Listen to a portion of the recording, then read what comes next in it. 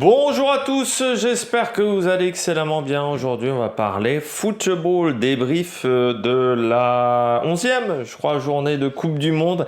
C'était le début de la dernière phase de ces phases de poule, tout simplement, avec cette troisième journée. Là, on a les matchs en même temps. Là, on a le suspense, le plus important, surtout dans le groupe A. Et puis, il y avait les deuxièmes matchs du groupe H.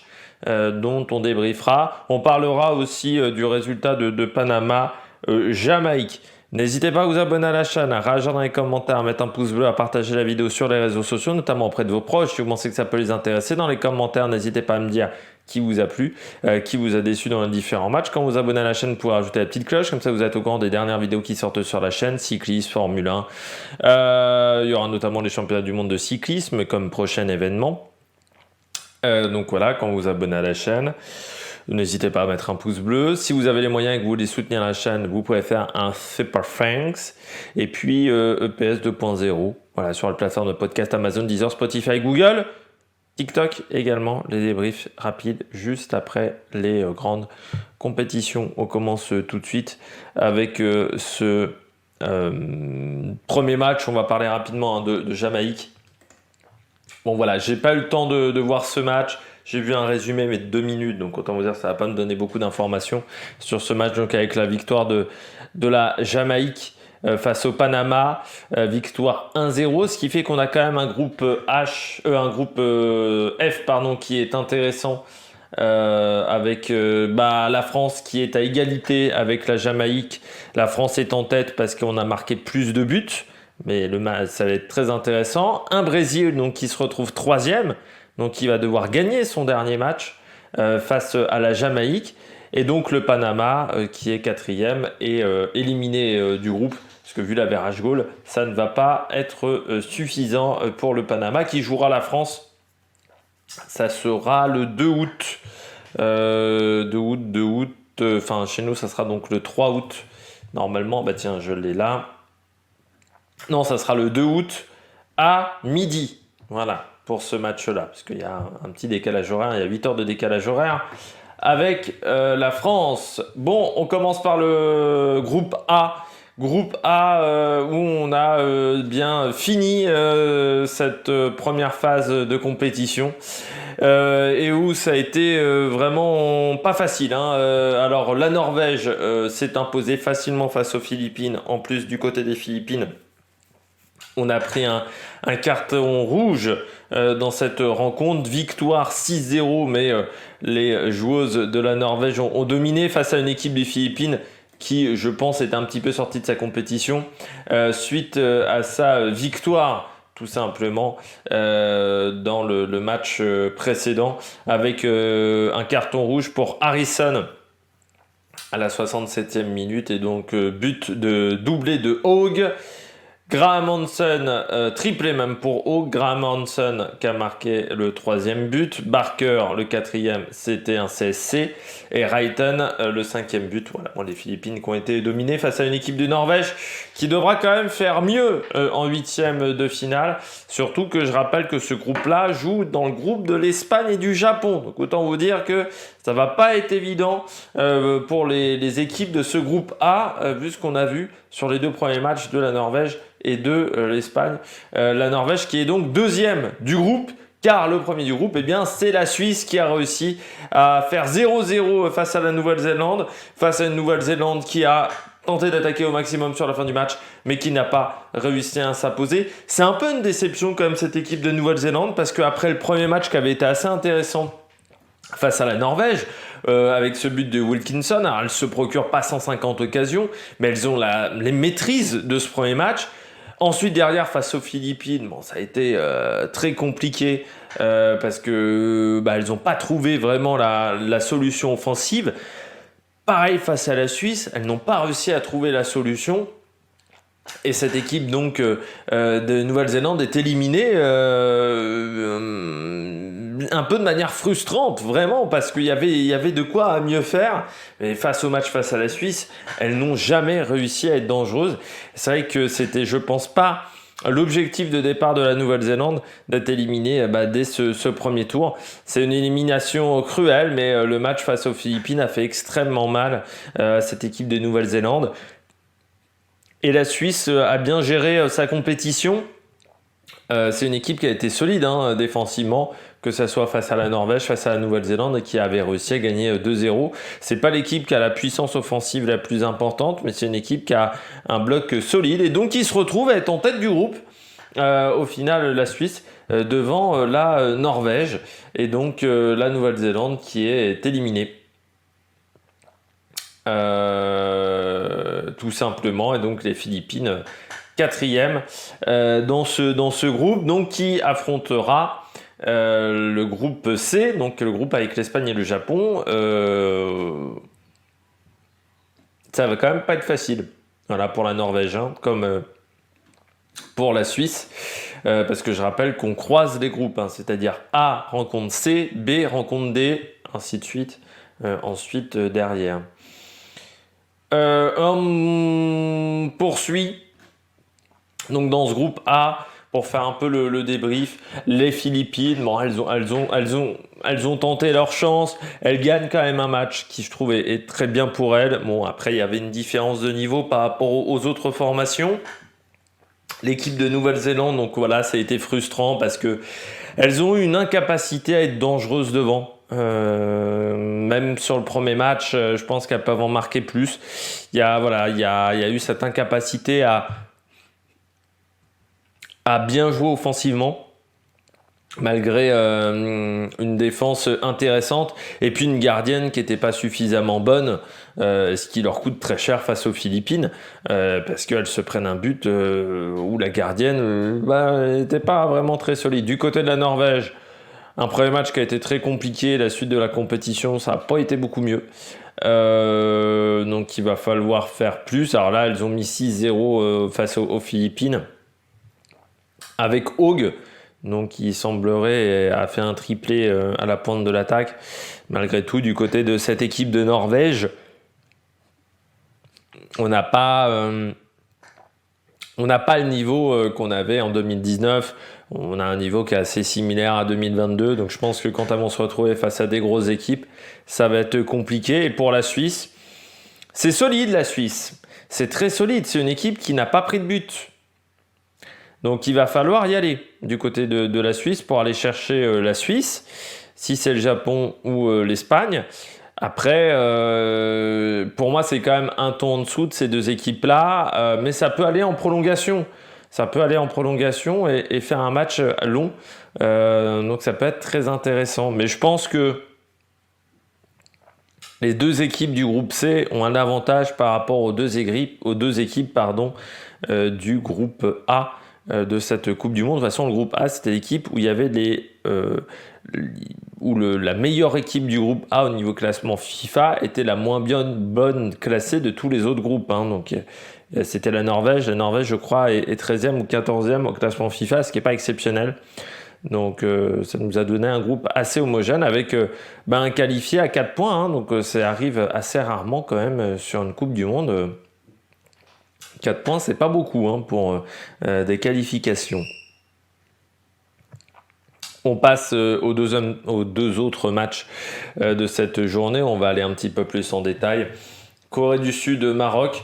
Victoire du Maroc 1-0. Première victoire de l'histoire du Maroc. En fait, là, on peut faire des comparaisons. Le Maroc féminin, le Maroc masculin, l'idée de base est la même. Défense. Ces deux équipes qui n'hésitent pas à ne pas avoir beaucoup le ballon. Là, le Maroc n'a que 37% de possession de balle face à la Corée du Sud. Alors, les garçons avaient fait des fois des matchs avec genre 20%. Je me souviens, face à l'Espagne, je crois que c'est 18 ou 20%. La statistique est assez impressionnante dans le match face à l'Espagne. Mais on part des mêmes préceptes. C'est-à-dire que l'idée, c'est de laisser la balle à l'adversaire et d'avoir un bloc très bas et défendre. La différence avec les garçons, c'est qu'offensivement, c'est moins efficace. Parce que là, elles ont quand même eu 10 tirs, seulement 2 cadrés, avec 60% de précision de passe également. Donc ça aurait pu être un peu mieux. Et cette équipe du Maroc, offensivement, il y a plus de déchets. Il y a moins de précision que l'équipe des garçons qui arrivait avec 2 occasions à marquer un but. Mais c'était sensationnel. Donc chez les filles, c'est un peu plus compliqué. Mais c'est très intéressant pour Rénal Pedrols pour 2 raisons. Déjà, ça montre que c'est un groupe qui a du caractère, parce qu'après le match face à l'Allemagne, elles s'en prennent quand même 6. Elles auraient pu complètement s'écrouler sur le deuxième match. Ça n'a pas été le cas. Elles se sont remobilisées. Il faut saluer la force de caractère de cette équipe, mais aussi le travail du sélectionneur Rénal Pedrols. Deuxièmement, c'est important pour une première Coupe du Monde. C'est un projet en devenir, le projet du Maroc. C'est un projet qui va se construire au fur et à mesure du temps. Je trouve qu'on part sur des très bonnes bases du côté du Maroc. Il leur manque 2-3 très grosses stars dans leur effectif. Voilà, très très bons joueurs. Ce qu'ont les garçons, il leur manque encore ça. Notamment quelqu'un devant qui est capable d'être très très performant avec peut-être des joueuses d'expérience. Ça arrivera avec le temps du côté du Maroc, mais c'est très très intéressant le projet du Maroc avec une équipe qui ne va pas être facile à aller chercher. Surtout que elle se retrouve à égalité avec l'Allemagne. Alors, on va voir le match face à la Colombie. C'est sûr que ça va pas être facile pour les Marocaines parce que elles sont à -5 au niveau average goal. Normalement, l'Allemagne et la Colombie devraient passer. Mais c'est quand même intéressant d'être toujours dans le match pour la qualification du côté de cette équipe du Maroc et d'avoir fait un bon match, d'avoir fait un très bon match aujourd'hui. Je trouve qu'il y avait des choses qui étaient très intéressantes parce que l'équipe de Corée du Sud, malgré le fait qu'elles aient eu pas mal de ballons, ont rarement été dangereuses. Donc ça, c'est très très bien. Une équipe du Corée du Sud, qui progresse pas au fur et à mesure des années, ce qui est un peu pareil chez les garçons. C'est-à-dire que c'est fou parce qu'avec la Coupe du Monde chez les garçons en 2002, on s'était dit, avec le Japon et alors autant ça marchait chez les filles au niveau du Japon, mais on s'était dit, la Corée du Sud va progresser dans la hiérarchie mondiale. Tu t'aperçois que malgré le fait qu'ils ont un championnat qui est quand même très intéressant et très performant, la K-League, ça marche pas. Et chez les filles, c'est une équipe qu'on a vue déjà en 2019. Il n'y a pas vraiment de progrès. C'est une équipe qu'on est déjà à 12 matchs. 12 matchs de Coupe du Monde. Donc c'est quand même pas mal pour cette formation. Et pourtant, 12 matchs de Coupe du Monde, il n'y a pas beaucoup d'évolution. Pas beaucoup d'expérience prise, je trouve. Alors, on tente de prendre des sélectionneurs étrangers. Ça marche pas des masses. Là, on tente même maintenant les binationales du côté de la Corée du Sud, mais ce qui est peut-être aussi un peu un aveu d'échec par rapport à la formation locale. De dire que on est obligé de prendre des filles qui sont américaines parce qu'on n'arrive pas à s'en sortir avec notre formation, qu'on n'arrive pas à progresser. C'est un petit peu dommageable du côté de la Corée du Sud. Ce que j'ai aimé du côté du match de la Corée du Sud, le repli défensif, surtout en deuxième mi-temps, mais qui était efficace, rapide. On sent que c'est une équipe, c'est toujours un petit peu l'habitude, mais c'est vrai qu'on a quand même beaucoup d'équipes asiatiques où le projet il est respecté à 100% en défense. Donc là, c'est vrai que c'est le cas du côté de la Corée du Sud, ce qui n'a pas permis souvent au Maroc d'être dangereux, sauf sur le début de match où c'est vrai que le repli défensif n'était pas exceptionnel. Et puis je pense que les Sud-Coréennes se sont fait un petit peu cueillir à froid. Par contre, offensivement, c'est le néo. 16 tirs, 0 cadré. C'est la première équipe qui n'a pas cadré un tir de toute sa rencontre. Et pourtant, il y en a 16. Mais des mauvais choix. Souvent, on va tenter... Alors, ce qui est même surprenant, c'est qu'on n'essaye pas de jouer hyper collectif offensivement. Souvent, il y a une joueuse qui pose trop les ballons. Et les attaquantes, ça a été un peu le problème de pousser un peu trop les ballons. Alors, elles tentent beaucoup de choses. Ça, elles se rendent énormément disponibles. Mais quand il faut faire le dernier geste, là, c'est quand même un peu problématique, je trouve, du côté de la Corée du Sud. Alors, même si j'ai mis une attaquante en joueuse au top, mais parce que je ne savais pas trop qui mettre, pour tout vous dire. Mais c'est quand même... 63% de possession de balle, 76% de précision de passe, 16 tirs, 0 but. Ça fait un petit peu mauvais genre, je trouve. Une équipe aussi qui, je trouve, manque d'agressivité C'est une équipe qui fait peu de fautes, 7 fautes pendant le match. Pourquoi elles font peu de fautes? Parce qu'elles ne sont absolument pas agressives, pas assez proches du porteur de balle. Donc même s'il y a un repli défensif qui est bien positionné, elles laissent trop de temps à l'adversaire pour jouer, pour prendre des décisions. Il y a trop de temps. Il faut intervenir plus rapidement. Là, je trouve que c'est un peu le problème du côté de la Corée du Sud, mais je dirais que même offensivement, ça prend trop de temps. C'est-à-dire qu'à chaque fois, tu as l'impression que on est sur un modem 56K quoi, au niveau de l'envoi de données. C'est très difficile quand même du côté des joueuses sud-coréennes. Ça ne va pas assez vite dans le jeu. Voilà, c'était le gros problème. Beaucoup de déchets techniques. De toute façon, ça a été un match au niveau technique, c'était pas fou. Que ça soit du côté de la Corée du Sud et du Maroc, mais du côté de la Corée du Sud, c'était vraiment très compliqué. Et puis en début de match, c'était quand même, pendant toute la rencontre, dès que le Maroc arrivait à se procurer des actions dans les 30 derniers mètres, très vite ça devenait panique à bord.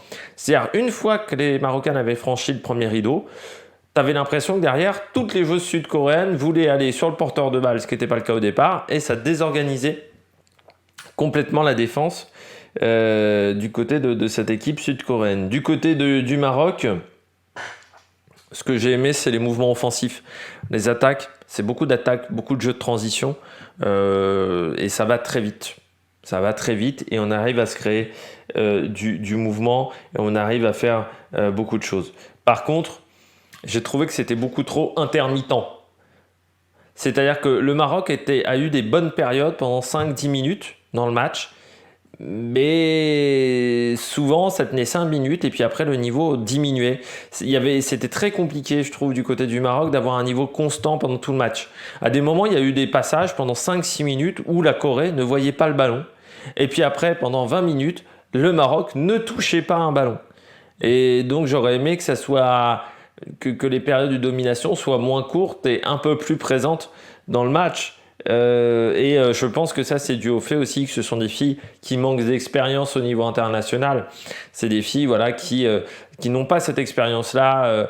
Elles ont énormément subi en fin de match, mais elles ont manqué, je trouve, un peu de roublardise à certains moments pour tenter de gagner du temps, pour tenter de gagner quelques mètres, pour tenter de récupérer des ballons. Parfois elles étaient peut-être un peu trop naïves et ça c'est parce qu'elles manquent d'expérience tout simplement. Et c'est pour ça qu'en fin de match, elles avaient un peu du mal parce que on est sur des matchs à grosse intensité, même face à la Corée du Sud. Et sur la fin de rencontre, vraiment au niveau physique, ça déclinait de manière assez importante. Et puis, cette deuxième mi-temps, j'ai trouvé qu'elles ont un peu trop subi. Elles ont trop laissé le ballon à la Corée du Sud. Elles se sont débarrassées trop vite du ballon. Et ça, c'est une erreur. Vraiment, elles n'ont fait que subir en deuxième mi-temps avec pas mal d'erreurs en plus. Et d'erreurs parfois bêtes, notamment à un moment, il y a une touche qui est complètement ratée. Enfin voilà, c'est des erreurs en plus un peu stupides qu'on ne doit pas commettre à ce niveau-là de compétition. Les joueuses du match, du côté de la Corée du Sud, moi j'ai mis Cho. Alors Cho, c'est la numéro 2, donc la milieu droite, qui joue un peu en piston même. Elle n'a pas apporté grand-chose, mais pas grand-chose du tout, même, j'ai trouvé dans le match. En top, j'ai mis Park Aun-soon, qui, je trouve, était un peu plus intéressante que son homologue de l'autre côté. Ça reste quand même un peu trop léger et surtout avec des mauvaises prises de décision du côté de l'attaque. Mais encore une fois, j'ai trouvé cette équipe de Corée du Sud très timorée et pas exceptionnelle. Du côté du Maroc, toujours la gardienne, Khadija Erremchi. Pourquoi ? Parce qu'elle n'est pas franche dans ses interventions. On a l'impression qu'elle est vraiment pas sûre d'elle. Et un gardien de but, ça doit être sûr de soi. Ça doit être sûr de ses interventions. Là, je l'ai vu à plusieurs reprises. Notamment, il y a un centre où c'est assez marquant. Où, au départ, elle s'avance vers là où le ballon va retomber. Donc, au niveau du milieu de la surface de réparation, il y a 4-5 joueuses à ce niveau-là. Et puis, tu sais pas pourquoi, au milieu de sa course, d'un coup, elle se rétracte, elle recule. Et puis, elle réavance ensuite derrière. Ce qui fait que pendant ce temps-là, pendant qu'elle met 5 ans à prendre sa décision, heureusement que tu avais la défense centrale marocaine qui était au point. Et à plusieurs reprises, c'est pas franc au niveau de ses interventions. C'était déjà le cas lors du premier match, ce qui a coûté un petit peu cher. Donc il faut qu'elle soit beaucoup plus sûre d'elle. Et là, c'est un travail de préparation mentale, me semble-t-il, qu'il va falloir effectuer pour elle, parce que à certains moments, je ne comprends pas pourquoi ces interventions mettent autant de temps. Pourquoi elle hésite autant? Tu peux pas hésiter quand tu es gardien de but. Faut être sûr de soi. C'est un peu le problème de cette joueuse marocaine. Et puis au top, j'ai mis Benzina, la défenseur. Je trouve qu'elle a fait vraiment un très bon match. Elle a gêné énormément les attaquantes sud-coréennes. Alors en plus, on la filme énormément parce qu'elle joue avec le voile. J'ai l'impression que ça a choqué un petit peu le réalisateur. Bon, après, si c'est son choix, moi, ça ne pose aucun problème. Et du côté donc de Benzema, elle a vraiment abattu un très gros match, vraiment un très très gros match. Elle était vraiment sur beaucoup d'actions et je trouve que voilà, ce qui a permis aussi d'avoir ce clean sheet, c'est d'avoir une bonne charnière centrale et je trouve qu'elle a vraiment fait un très bon match. On passe à la rencontre de l'Allemagne. C'est dommage qu'on n'ait pas eu la même Allemagne que lors du premier match. J'avais l'impression d'avoir une Allemagne qui pensait déjà qu'ils étaient qualifiés. C'est vraiment le sentiment que j'ai eu. Avec une équipe allemande qui jouait trop facile. Qui jouait beaucoup trop facile. C'était le gros problème de cette équipe d'Allemagne. 68% de possession de balle. Il faut un penalty pour marquer un but. Autant j'avais loué l'efficacité allemande lors du premier match, autant là l'efficacité allemande, elle n'était pas là sur ce match. Pourtant face à une équipe colombienne qui aime subir, là aussi c'est une équipe qui sait subir, qui sait ne pas avoir le ballon. Mais là il y avait quand même des occasions pour trouver la solution dans le jeu, je pense du côté des Allemandes. Et puis du côté de la Colombie, ça joue au ballon quoi. On a un peu trop résumé la Colombie après ce qui s'est passé avec l'Irlande, à une équipe qui était bourrin comme la Chine. Sauf que pour moi, c'est pas la Chine, la Colombie. Vous avez des très bonnes joueuses qui savent jouer avec le ballon. Il y a des très bonnes joueuses techniques dans cet effectif colombien. C'est pas juste des joueuses physiques qui vont rentrer dans le lard. Alors oui, il y a beaucoup d'engagement, parfois mal maîtrisé, mais je dirais quand même moins qu'avec les Chinoises. Donc les Chinoises, c'était quand même d'un niveau au-dessus pour moi. Elles jouent physique, les Colombiennes. Elles jouent physique. Mais c'est pas une catastrophe non plus. Et les Allemandes savaient à quoi s'en tenir. Et n'ont absolument pas trouvé la solution, comme si elles pensaient déjà, après le premier match, qu'elles étaient qualifiées après le match face au Maroc et qu'elles avaient fait le plus dur. Sauf qu'on a bien vu avec la Nouvelle-Zélande que gagner son premier match ne veut pas dire qualification. Et là, elles se sont rendues la tâche plus compliquée parce qu'il va falloir gagner et se rassurer face à la Corée du Sud en dernier match. La Corée du Sud qui voudra obtenir un résultat face à l'Allemagne, ça c'est sûr. Ce que j'ai aimé, ce que j'ai pas aimé du côté de l'Allemagne, parce que j'ai pas grand-chose que j'ai aimé du côté de l'Allemagne. Non, j'ai trouvé que le jeu sans ballon était très mauvais. Il n'y avait aucun mouvement. Alors, les Colombiennes n'ont pas forcé leur talon non plus pour défendre. Les quelques fois en plus où elles ont été gênées, les Colombiennes, c'est dès qu'il y a eu de la vitesse. C'est dès qu'on a mis des ballons dans la profondeur où elles avaient un peu plus de mal en défense. Sauf que ça arrivait 2-3 fois. C'est ce qui a donné le penalty, mais c'est pas arrivé suffisamment souvent. On avait beaucoup de mal à se trouver dans les 30 derniers mètres. Là, il y a eu énormément de pertes de balles. Mais elles avaient un jeu sans ballon catastrophique. C'est-à-dire qu'il y a un moment, il faut créer des courses. Quand tu es face à un bloc bas, il faut créer du mouvement, il faut forcer les intervalles. Là, c'était pas le cas. Et en plus, je trouve qu'au niveau du jeu de passe, c'était pas très bon. C'était un peu toujours la même chose. Je pense aussi parce qu'elles n'avaient pas le temps, à cause du pressing colombien qui était très important, elles n'avaient pas suffisamment le temps. Sauf que s'il faut qu'elles attendent 2-3 secondes avant de faire la bonne passe, ça va être compliqué face à certaines équipes de cette Coupe du Monde. Encore une fois, je trouve qu'on a voulu jouer trop facile et qu'on croyait déjà qu'on était qualifié. On avait l'impression que c'était un troisième match avec une équipe qui a déjà 6 points, avec des adversaires qui se sont partagés les points, donc ce qui fait qu'ils savent que même s'ils perdent, ils sont qualifiés. Sauf que c'était absolument pas le cas de l'Allemagne. Donc je suis assez surpris de la manière dont elles ont démarré le match. C'était sur un faux rythme et sur la fin elles ont accéléré, mais c'était pas suffisant pour aller chercher la Colombie, surtout que la Colombie a été efficace. Ce que j'ai aimé du côté de la Colombie, efficacité. 9 tirs, 4 tirs cadrés, les occasions de but, elles les ont pas ratées. Notamment la tête en fin de match qui est vraiment le deuxième but. La tête de Vanegas qui est parfaitement placée. Alors certes, la défense allemande est nulle part à ce moment-là, mais je trouve que la tête est parfaitement placée. Beaucoup d'engagement, parfois trop. C'est une équipe qui joue physique. C'est quand même une équipe qui a commis 17 fautes. 3 cartons jaunes, c'est trop dans une rencontre de Coupe du Monde. Mais c'est une équipe qui joue physique. Et qui n'a pas eu de baisse de rythme vraiment dans ce match. Moi, je me suis dit, quand elles ont commencé très fort, les Colombiennes, au bout d'un quart d'heure, 20 minutes de jeu, je me suis dit, est-ce qu'elles vont tenir 90 minutes? Et elles ont tenu bien 80 minutes de jeu. Il y a un moment, il y a un petit trou noir entre, je dirais, la 75e et la 85e, et ce qui permet un petit peu aux Allemandes d'y croire et de revenir un peu dans le match, notamment. Mais du côté de la Colombie, je trouve que, à part ce petit trou-là, je trouve qu'on a plutôt bien joué avec un collectif très solidaire. On n'hésitait pas à faire le travail à deux, notamment sur Pop, notamment sur Magoul, qui n'ont jamais eu beaucoup d'espace. Ça a beaucoup gêné les Allemandes.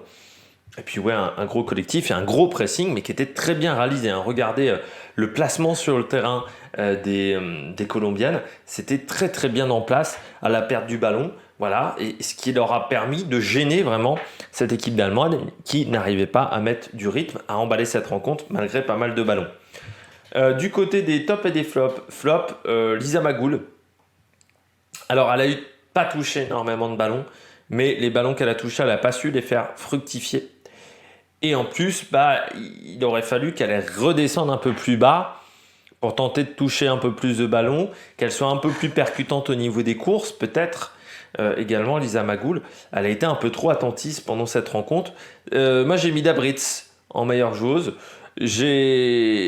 Alors pourtant, souvent, je suis pas très fan en équipe d'Allemagne de Dabritz. Je suis rarement un grand fan de ce qu'elle produit en équipe d'Allemagne. Mais là, je trouve que c'est l'une des rares joueuses qui a été vraiment très percutante dans la défense colombienne, qui a réussi à se procurer quelques occasions, mais aussi à envoyer des ballons sur Pop, sur Bulle. Donc ça, c'était intéressant de la part de Dabritz. Du côté de la Colombie, au top, Ramirez. Elle a fait un match sensationnel, l'attaquante colombienne, que ça soit à la récupération du ballon, que ça soit également pour se projeter devant. C'était vraiment très très bien ce qu'a fait Ramirez. Et puis en déception, j'ai mis Bedoya, qu'on n'a pas beaucoup vu et qui était en difficulté avec Dabritz et Bulle pendant une grande partie de la rencontre. Voilà, donc ça c'est un petit peu dommageable du côté de cette équipe colombienne. On rappelle un petit peu le classement de ce groupe H. Je rappelle qu'il croisera avec l'équipe de France. Pour le moment, la Colombie est en tête avec 6 points. L'Allemagne avec 3 points est deuxième. Le Maroc est troisième avec 3 points. Le Maroc devra forcément battre la Colombie avec pas mal de buts et espérer, sinon dans l'autre sens, que l'Allemagne fasse match nul face à la Corée du Sud. Ça semble quand même compliqué pour la qualification. Et donc, la Maroc, 3e, la Corée du Sud, 4e. Bon, la Corée du Sud, à part miracle, ne se qualifiera pas pour les 8e de finale. On garde le programme de demain. On attaque cette deuxième phase des matchs de poule, cette dernière phase des matchs de poule, avec 4 matchs à 9h sur M6. Alors, je ne sais pas quel match sera mis en priorité, mais il y aura Costa Rica-Zambie et Japon-Espagne dans le groupe C, en sachant que le Japon-Espagne, pour moi, est le plus intéressant, vu que Costa Rica-Zambie ont déjà été éliminés. Et puis à midi, il y aura Irlande-Nigeria et Canada-Australie. Canada-Australie sera sur France 3, Irlande-Nigeria sera sur la plateforme France TV Sport. Ça sera pour le groupe B. N'hésitez pas à vous abonner à la chaîne, à réagir dans les commentaires, à mettre un pouce bleu. Et puis nous, on se retrouve pour ces différents matchs pour la suite de cette Coupe du Monde. Allez, ciao ciao!